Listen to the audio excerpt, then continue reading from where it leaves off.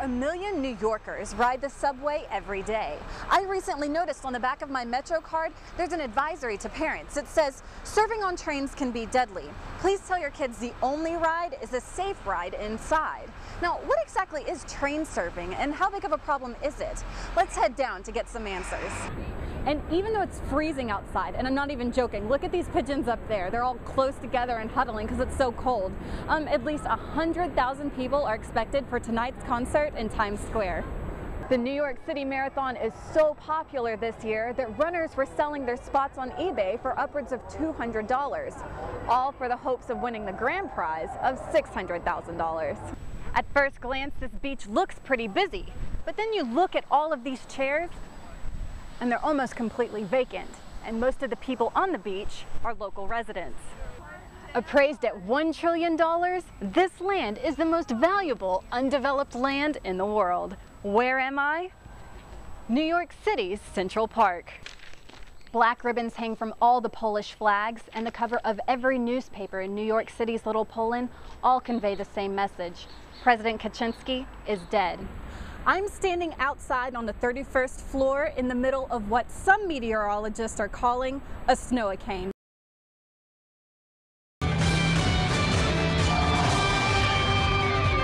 From getting jobs is that experience that is needed, but it's for a real reason. It's the fact that they are going to flop if they are under pressure, if they just have too much responsibility, they can't handle it, and that's exactly what we're seeing.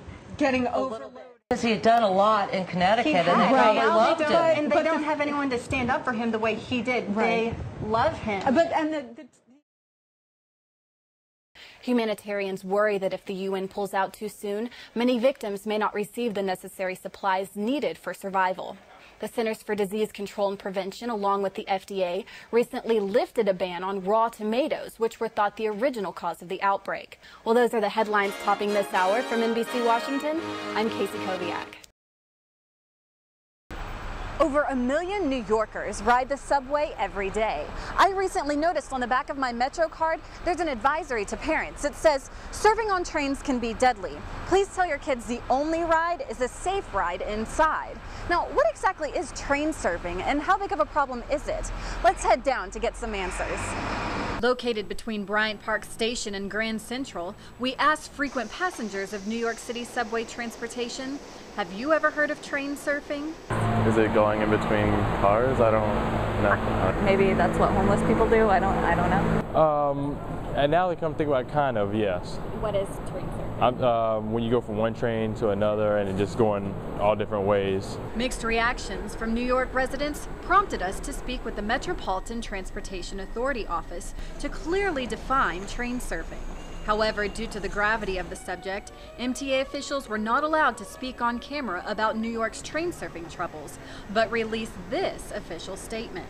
Train surfing, the act of riding on top of the train, and skylarking, the act of riding the train by holding onto outside doors, are against the law. But if train surfing is against the law, shouldn't it be listed on the MTA's rules of conduct? Several conductors, one of whom admittedly train surfed as a teen, described to us what train surfing was and how dangerous it could be. From what I've gathered, you can surf a train one of two ways. You can either hop up on this roof and ride it like a surfboard, or you can grab onto this ledge, step on the step, and hold on for dear life. In other parts of the world, train surfing has become a social epidemic. As a result of train surfing accidents, hundreds of teens and young adults were killed last year in South Africa, India, Australia, Europe, Brazil, and most recently, the United States. And despite anti-train surfing campaigns, this dangerous activity continues to grow in popularity. The 2009 Federal Transit Administration report stated a 5% increase in the customer fatalities due to train surfing, and the injury rate has increased by over 25%. But with the problem continuing to grow, the public knowing little about it, and MTA employees keeping a tight lip, how will an advisory printed on the back of a Metro card prevent train surfing from taking place? I'm Kaci Koviak, asking questions about the issues that matter most.